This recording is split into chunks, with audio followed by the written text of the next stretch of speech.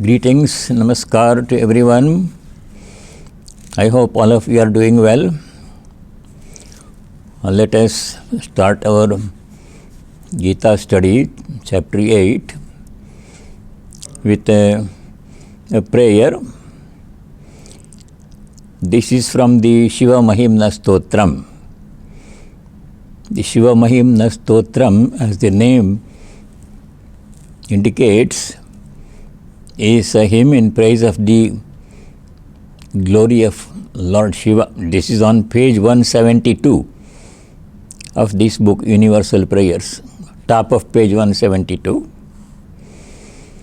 This hymn was composed by a Gandharva. His name was Pushpadanta. Very famous hymn. Some people chant the hymn every day. It has about 48-49 stanzas. This is one. Om Asitagiri samam syat kajjalam sindhu patre surataruvar shakha lekhani patramurvi लिखति यदि गृहीत्वा शारदा सर्वकालं तदपि तव गुणानां ईशपारं न याति. ओम शांति शांति शांति. O Divine Lord, Shambho, if the goddess of learning, Saraswati, herself were to begin to write your glories using the biggest branch of the celestial tree for her pen, the whole earth for the writing surface, the blue mountain for the ink, and the ocean for the ink pot,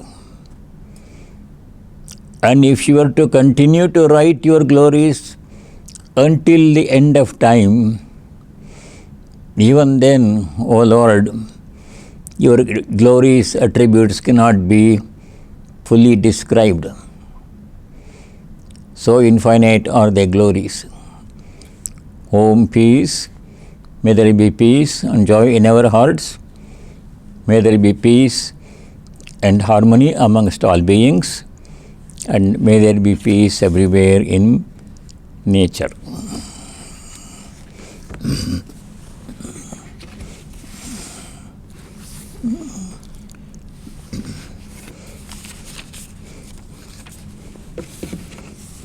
As we saw before, chapter 8 begins with 7 questions asked by Arjuna. Of these 7 questions, the answers to 2 are very, very important. The first question was, Kim tad Brahma? What is that Brahman? And the last question was, Prayana kāleṣu katham jñāyosi niyatātmabhihi. How are you to be thought about at the time of departure by those who have controlled their minds? These 2 questions are important, the answers to them. We were doing verse number 7 last time. Sri Krishna answers the remaining 5 questions very quickly in a few words. Those are mostly definition of terms, not of much interest to us at this moment. In answer to the first question, Bhagavan Sri Krishna said in verse number 3, Akshara Brahma Paramam.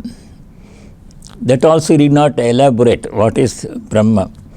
Question was, Kim Tad Brahma? What is Brahman? Answer was Aksharam Brahma Paramam. Aksharam means imperishable. Ksharati means something that perishes. Akshara means something that does not perish. The eternal, infinite, unchanging, that is Brahman. The word Akshara also means the letter of the alphabet. That is not our present meaning. Aksharam Brahma Paramam. Brahman is imperishable, supreme reality. Paramam means supreme reality, nothing higher than that. Everything comes from that. Everything is sustained by Brahman. Everything goes back into Brahman. We will see that. We have seen that before, we will come again. So that is the answer to first question. And it will come again today also, in our study today.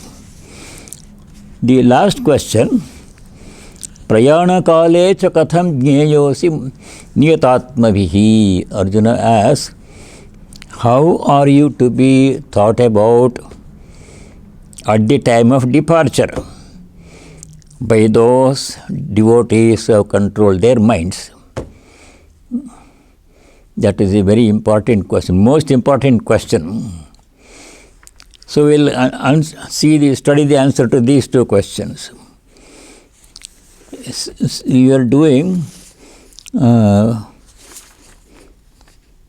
verse number 7. Last time I think we completed verse number 7, where Sri Krishna says, verse number 7, tasmātsarveṣu kāleṣu māmanusmara yudhya ca mayyarpita mano buddhihi māme vaishyasi asamshayah. Therefore means the previous idea slokas said that whatever thought is uppermost in our minds at the last moment of this life, that indicates our destination where we go after giving up the body. Therefore, you must always practice remembering me, constant recollection, so that there is a very high probability that you will remember me at the time of death. It's very clear. If we spend most of the time thinking about worldly matters, that's what we'll be thinking at the time of death also. Suddenly we cannot change and think about God. That won't happen. So if you want to be able to think about God, if you want to reach God, after giving up this, finishing this life, if you want to reach God, you should be able to think about God at the last moment. If you want to do that, we should practice thinking about God at all times. That's what Sri Krishna is saying here in the verse number 7. Tasmāt, therefore, sarveṣu kāleṣu, at all times, without letting the mind wander here and there and think about worldly matters, except as necessary for daily life. Tasmāt sarveṣu kāleṣu māmanusmara. Anusmara means constant recollection. Smaranam means recollection, smriti. And then second instruction in the same line, this verse number 7, yudhya ca. Yudhya means you fight. Now this word yudhya, you fight, or Krishna says to Arjuna, has two meanings. First meaning is literal meaning. All this happened in the battlefield, Kurukshetra battlefield, war was about to begin. So Arjuna was required to start the war. It was all settled. All other avenues had been exhausted and war was the last resort and everybody had agreed. And so he has to fight. That's his duty. Everything else, all other means had been exhausted, didn't prove useful. So you have to fight. Sometimes force is required to be used, not at all times. For example, if a person is engaged in law enforcement work, police officer, petrol officer, that person is required to use force sometimes. If a police officer on his patrol, if he sees somebody is trying to break into some other person's house, a burglar, then the police officer has to arrest him. That person will resist the arrest. That person may even try to beat up or kill the policeman. So then you have to use force. It's a requirement. It's a job requirement. You are required to do that one. It's your dharma. But not all times. All times you should not use force. Only when it is required. So this situation was that, where Arjuna was in the battlefield. War was about to begin. Then he is required to, as a Kshatriya is required to fight. Not at all times, not everybody. Arjuna. Yudhya, one meaning, fight. Do your duty.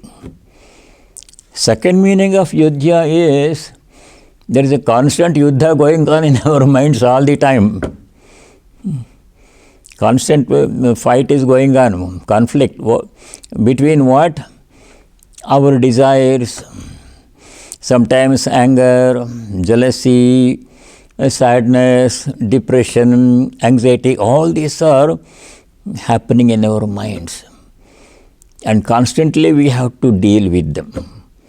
Keep the mind calm. It's a constant struggle.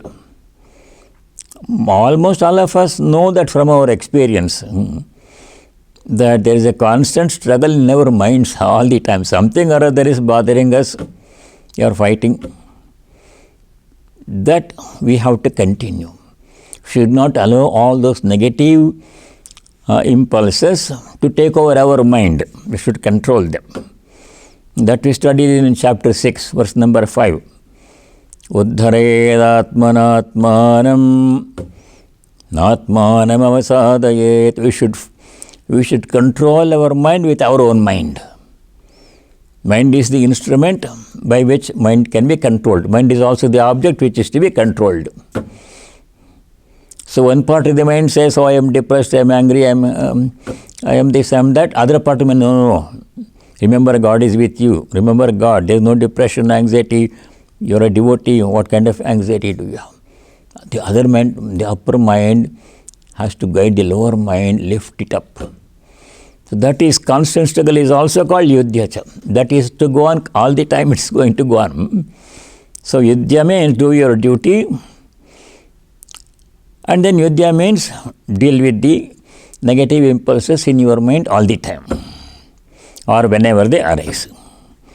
So that is the instruction. Tasmātsarveṣu kāleṣu māmanusmara yudhya. Then the mind and intellect both must be in contact with the divine, engaged with the divine. Not so much with the worldly matters, except as necessary. We have to deal with worldly matters, so to take care of family, pay the bills, and go to work. Those things have to be done up to the extent necessary. They have to be done.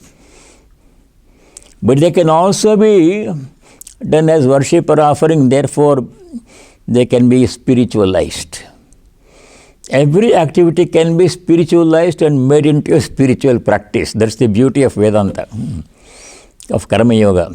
You don't see that much in in the Upanishads. You see in Bhagavad Gita.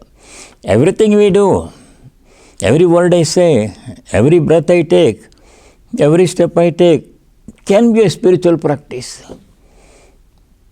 Can take me closer to God. That's Shankaracharya's famous stanza from the Shiva Manasa Puja that has come several times. There Shankara says, whatever I do, O Lord Shambho, please accept it as my worship of you.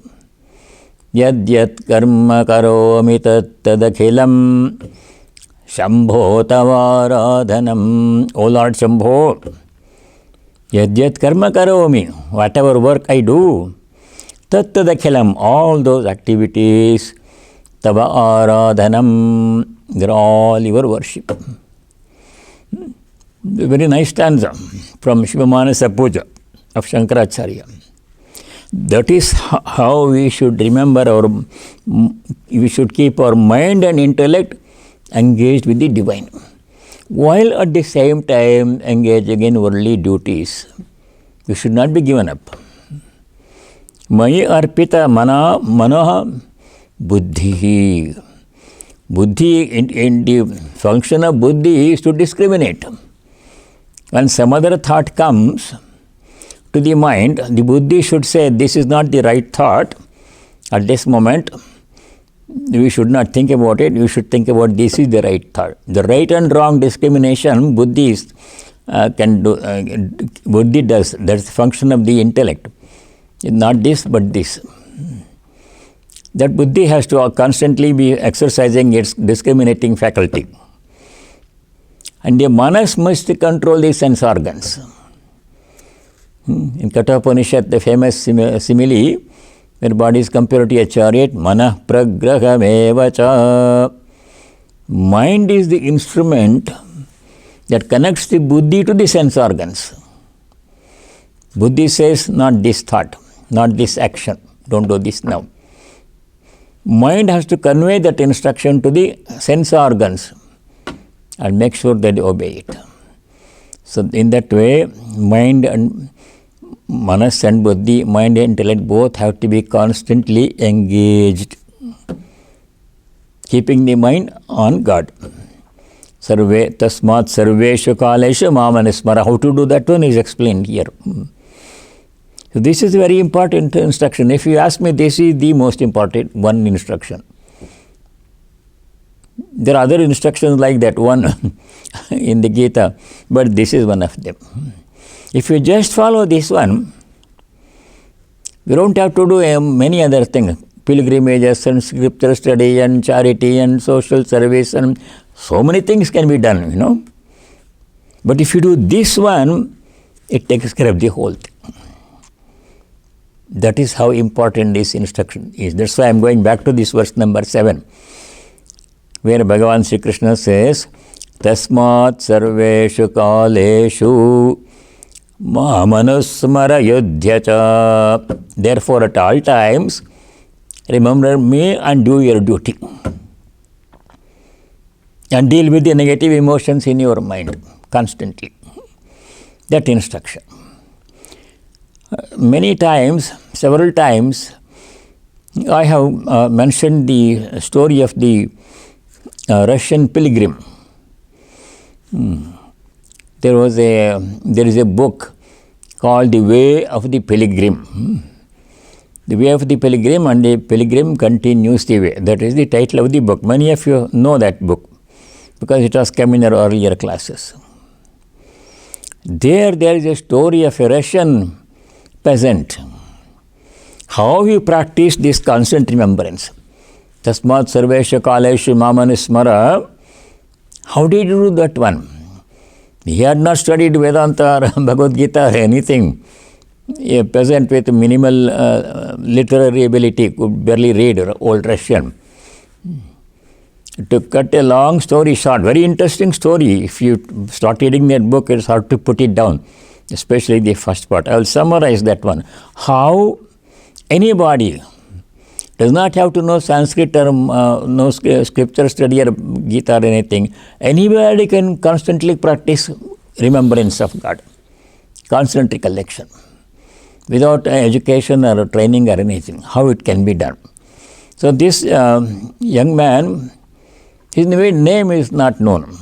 See, like some of our ancient rishis, this man didn't leave his name. He wrote his diary and didn't put his name. So he calls him the pilgrim. Pilgrim means going to a holy place, somebody going to a holy place.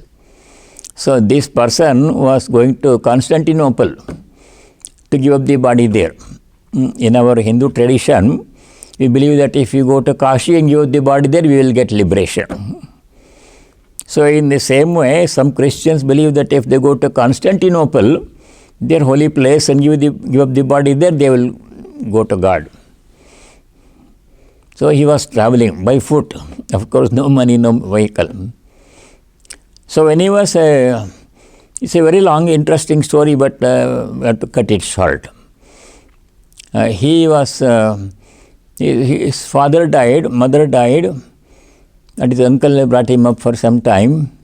and his uncle used to take him to church. He had a brother who was wayward. He didn't do these things. The brother went in a different direction. This boy, or pilgrim, he went to church with his uncle every Sunday and started reading the Bible, minimal literary ability. So one day while he was reading the Bible, he came across this short sentence. In the Bible there is a section, there are so many letters written by saints. Saint Paul and other people, they wrote letters to different group of people. In a letter written by Saint Paul to Thessalonians, there is a short sentence is there. It has only 2 words. It says, pray unceasingly. Exactly what Sri Krishna says. Sarveṣu kāleṣu māmanusmara. Remember me at all times. Same thing said in the Bible. Pray unceasingly. So this young man looked at that sentence and he was greatly impressed. He wanted to know how to practice this constant unceasing prayer, ceaseless prayer. So he had nothing else to do. His brother had taken away property and driven him out, and his wife had died, and yes, nothing, no property, nothing, no job. And his hand was injured, he could not get any regular job. So he was walking. So he goes to various church leaders and asks them how to pray unceasingly. They all gave long lectures about God and prayer, but it didn't convince him. So when he was walking one day, he came across another old gentleman walking on the same road. So they struck a conversation. This the old gentleman happened to be a Christian monk living in a monastery. So during the conversation, our pilgrim asked him, "Sir, in the Bible I have read pray unceasingly. I asked so many people, can you please teach me how to pray unceasingly?" That monk said, "Yes, I can. I will try. You have to come and stay in the monastery guest house for 3 days, and I will see if I can help you." So like this the story continues.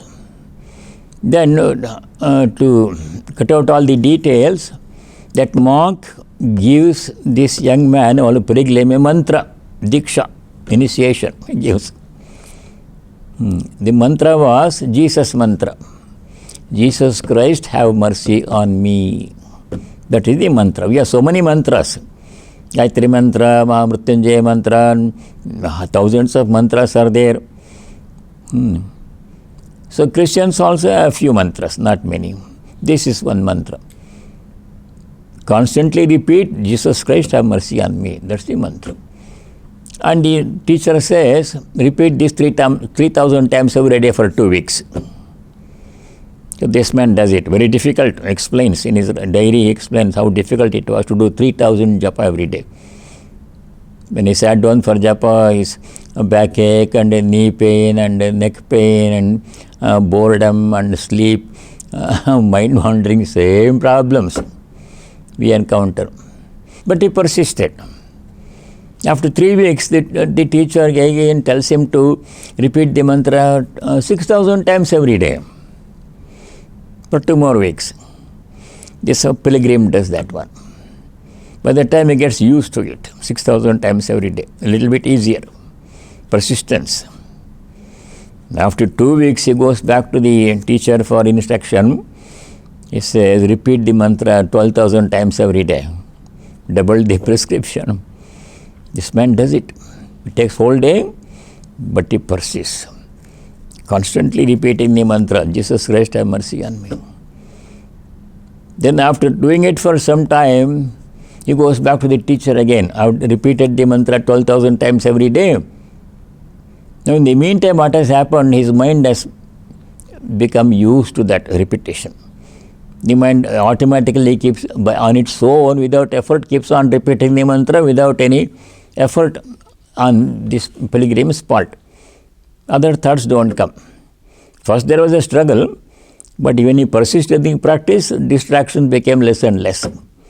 Constantly he was able to think about God even without any effort. That stage came. So the monk says, hereafter you repeat the mantra all the time, you don't have to keep track of the number, you don't have to come back, and this mantra itself will take you to your ultimate goal. So that is how he practiced constant recollection. Tasmātsarveṣu kāleṣu māmanusmara. But you may ask the question, that man didn't have any other thing to do. He didn't have a family to support, he didn't have to go to work, he didn't have to make money and pay bills, he could do that one. What about us? We have to do all those things. Answer is given in the Gita. It is already given several times, it has come. One more time I will point out how to keep the mind on God while engaged in worldly duties. Both. The answer is given in one line in the 18th chapter. Many of you know that one. 18th chapter, verse number 46, second line. There Bhagavan Sri Krishna says, perform all your duties as worship. That will take you to the highest goal. Sakarmana tamabhyarcha siddhim vindati namaha. Tamabhyarcha, by worshipping him. How? By swakarma, doing our own duties. All duty we have to do, including office work and cooking, cleaning, taking care of children, doing the laundry and everything has to be done as worship. Can be done as worship. Sakarmana tamabhyarcha. What happens? Manavaha siddhi mindati. Siddhi here is interpreted as purity of mind, which is conducive to self-inquiry. Brahma jignasa yogyata lakshana siddhi. Shankara interprets siddhi. Siddhi means success. Success means God realization. So, whom are we worshipping? Tamabhyarcha, if you ask, the answer is in the first line, chapter 18, verse 46. Yata pravrittir bhutanam yena sarvamidam tatam. Yata, from whom bhutanam pravritti, all the beings have come. All beings, including nature, sun, star, moon, galaxies and everything have come from Supreme Reality Brahman. Yena, by whom idam sarvam tatam. Idam means this whole universe is pervaded by him. And one more thing in the Upanishad, everything goes back to that source again at the time of dissolution. By worshipping that Supreme Reality from whom everything has come, by whom everything is pervaded, a person achieves perfection. So all work is to be done as worship. Work does not stop. What changes is the attitude. In our mind we should think that by doing this work I am worshipping the Lord. I am serving Him. Even when you are vacuuming the floor, you should say this is worship because the Lord lives here. He lives in every place. So I am keeping this place clean for Him. This is my way of worshipping Him. That thought only has to be in your mind. Your work need not change. You don't have to do ritualistic worship all the time. Not possible. Not necessary. Any work can be done as with the attitude of worship. In that, if you do that one, what happens? Work is being done and the mind is constantly associated with God. Both are being done. That is how to practice constant recollection. For those who don't have that much work, then they can do the pilgrim. They can keep on repeating the japa. Nothing much else to do. But for those who have a lot of work to do, every work has to be done as an offering, as worship, as service, as a servant. All those things have come before. Chapter 3, verse number 30, which has come many times, there Sri Krishna gives 5 instructions on how to do the worship, how to do every work, all work. A key sloka in Gita 3:30. including this idea, it contains this idea also. How to remember God while performing all our duties. There in chapter 3 verse 30, Bhagavan Sri Krishna says, Maye sarvani karmani sanyasya-dhyatma cetasa nirashir nirmamo bhutva yudhyasva vigatajvaraha. Yudhyasva is come here also. Do your duty. Sarvani karmani mahi sanyasya. Dedicating all actions to me. Adhyatma cetasa. Thinking about the divine presence within us. Adhyatma means divine presence within us. Or Adhyatma cetasa is given a different interpretation by Shankara in that verse. There Shankara says, Ishvaraya bhritya iva sarvani karmani karomi iti matya. As a servant, bhritya means a servant. As a servant of Ishvara, Lord, I am doing all my actions. So I am a servant, I am a dasa, Lord is my Prabhu.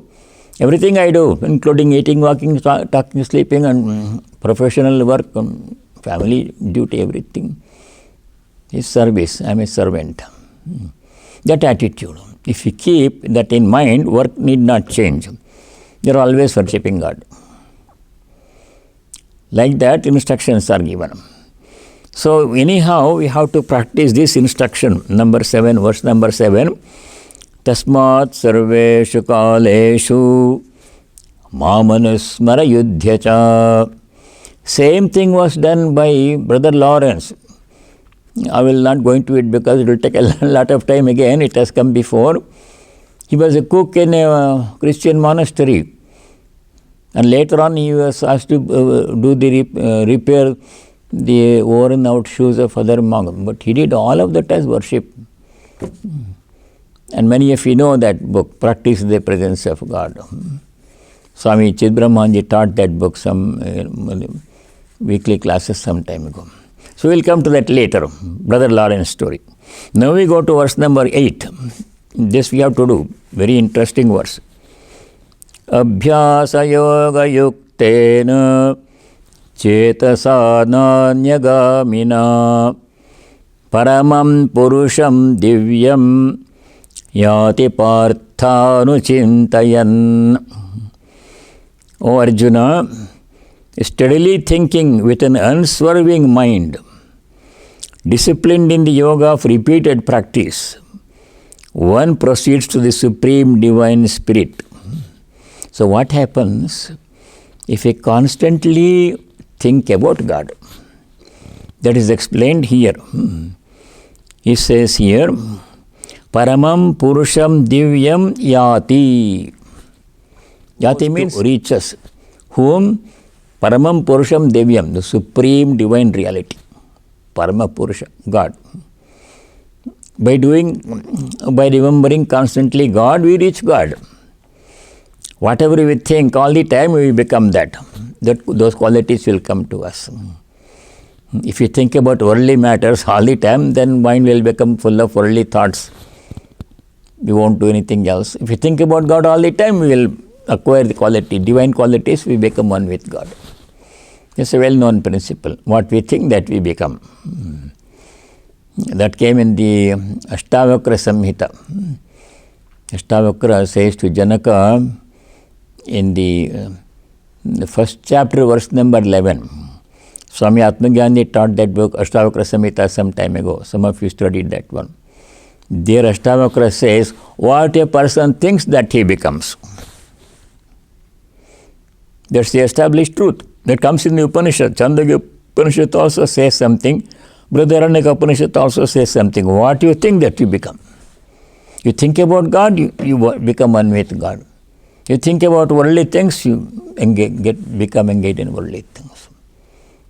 Therefore, when we think about God all the time, sarveṣu kāleṣu māmanusmara, what happens? Result is paramam purusham divyam yati. A person reaches the Supreme Reality, reaches God. How it can be done is explained in this verse number 8. Abhyasa yoga yuktena. By repeated practice. Abhyasa yoga means repeated practice. That we saw how to do in chapter number 6. How to do abhyasa we saw in chapter number 6. You remember the shloka? How to do abhyasa in chapter 6? Jnana Yoga, shloka number 26. There, Sri Krishna explains how to practice concentration, how to practice keeping the mind on God or anything. 626. There, Bhagavan Sri Krishna says, Yato yato nischarati manaschanchalamasthiram tatastato nayam yetad atmanyeva vasham nayet. As the mind goes away in different directions, bring the mind back from all those digressions and make it dwell on the self. How many times this has to be done? As many times as the mind goes away. So that we studied before, Abhyasa Yoga. So Abhyasa Yoga yuktena cetasa, by a mind, cetas means mind, by a mind which is engaged in the practice of Abhyasa, concentration.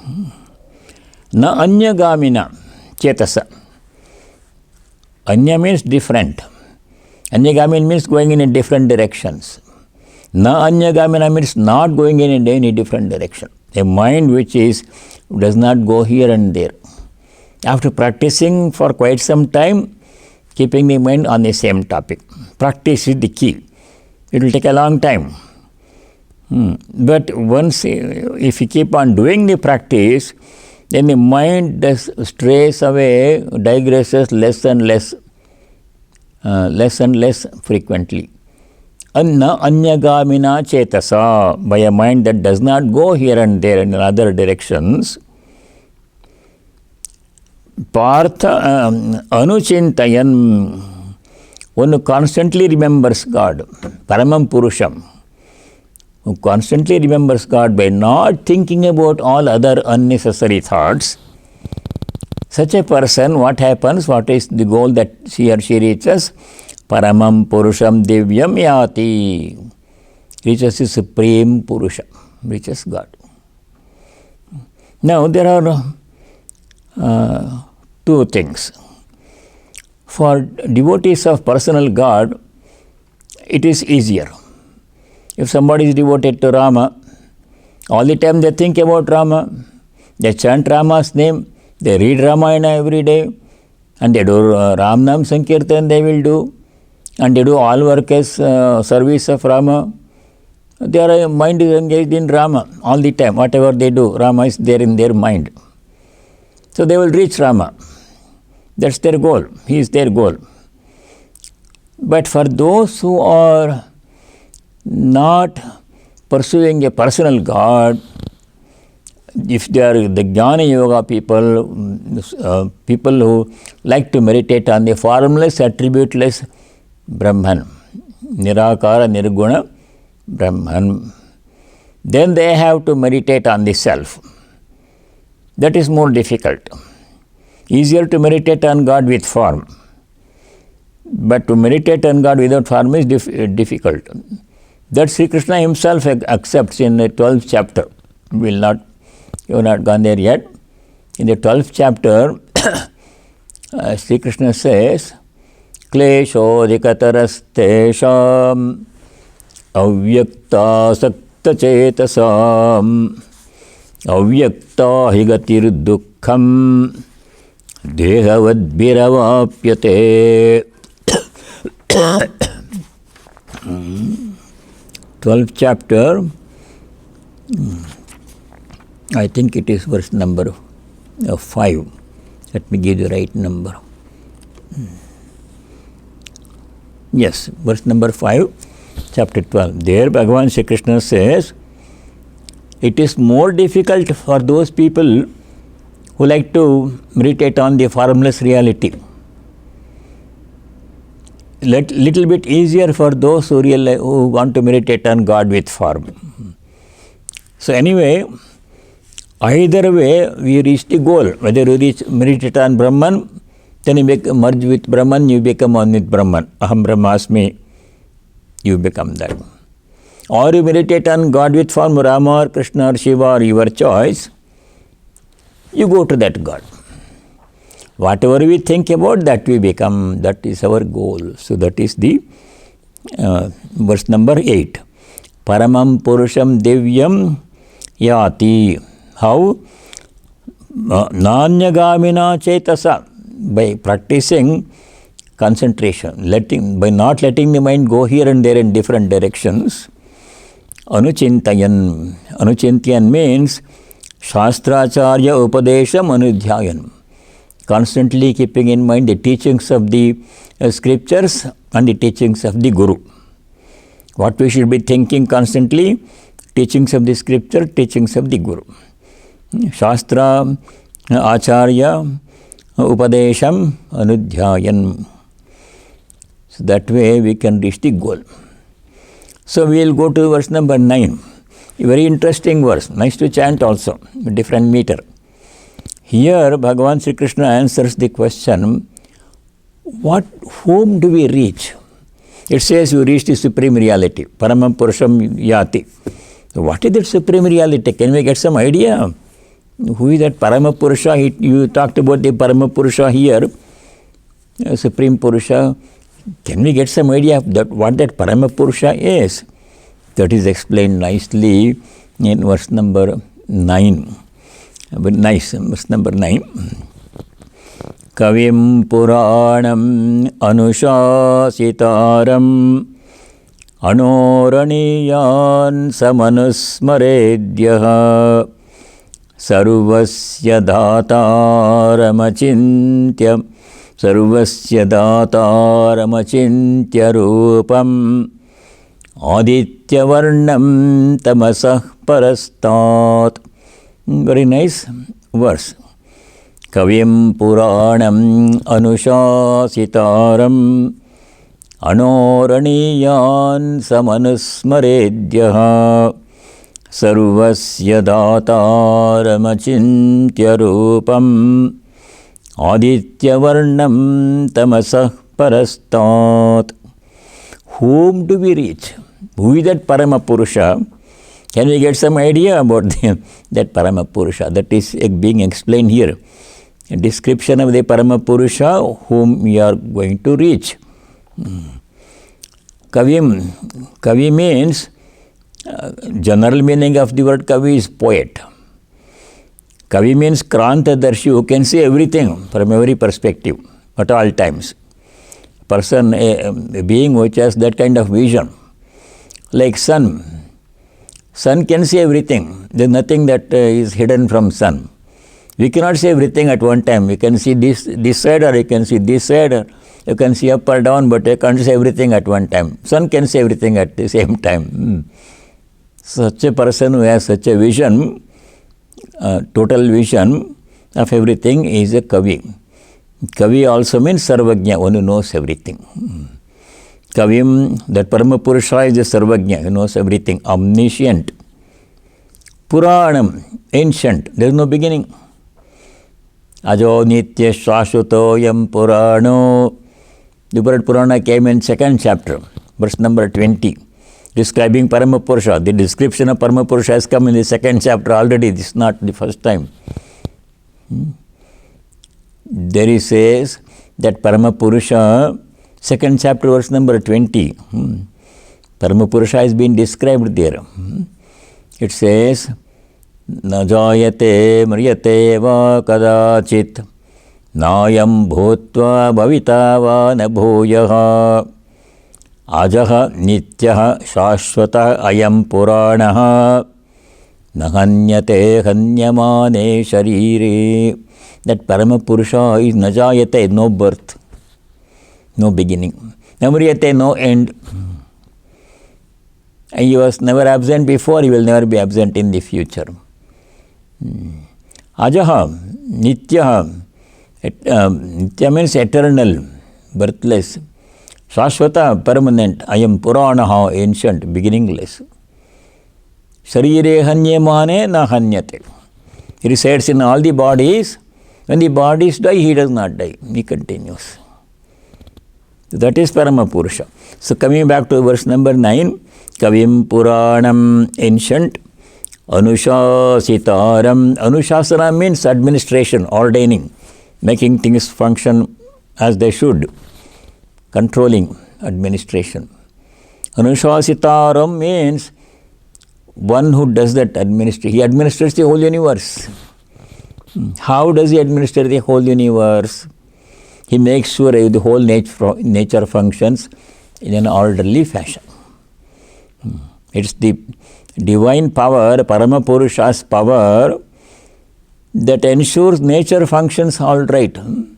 Rain falls at the right time, rivers flow in the flow towards the ocean, and clouds form, and rain falls, and crops grow, people, animals live, day and night everything happens. All these things happen by clockwork. What is the power behind all these things happening year after year after year? The power of the Supreme Lord. He is Anushasitaram. He is the one who administers the whole thing. Anushasitaram. Anoraniyan. Anu means a small atom, smallest thing. Anuraniya means smaller than the smallest. That means subtler than the subtlest. They cannot see it. So subtle, pure consciousness. Anoraniyan. Yaha samanusmara. You see word yaha hidden there? Samanusmara yaha. That means that person who constantly remembers samanusmaret, whom Kavim Puranam Anushasitaram Anuraniyan. Sarvasya Dhataram. He is a supporter of, upholder of everything, all of whole nature. Achintya Rupam, whose form cannot be visualized. Visualizing a form means limiting something, to a particular form. A form means a limitation. It has boundaries. That's a form. Anything may be a very big object, but if it is a form, it has a boundary. That's limited. But something which is present everywhere, it has no form. A boundaryless, infinite expanse, that pure consciousness. Sarvasya Dhat Achintya Rupam. Aditya Varnam, the effulgence of sun, is always compared with the sun. Sun is the most effulgent thing that we can see. Nothing brighter than the sun. So brighter than the sun. Like the sun, very bright. Aditya Varnam. Tamasa Parastat. Beyond the domain of ignorance. Tamas means ignorance. Tamasa Parastat. Achintya Rupa means impossible to visualize or describe or put in words. Manovacham agocharam. In the evening arati that we sing every day, the first song, Khandana Bandhana, composed by Swami Vivekananda, towards the end we chant this line. Namo Namo Prabhu Vakyamanatita Manovachanaikadhar.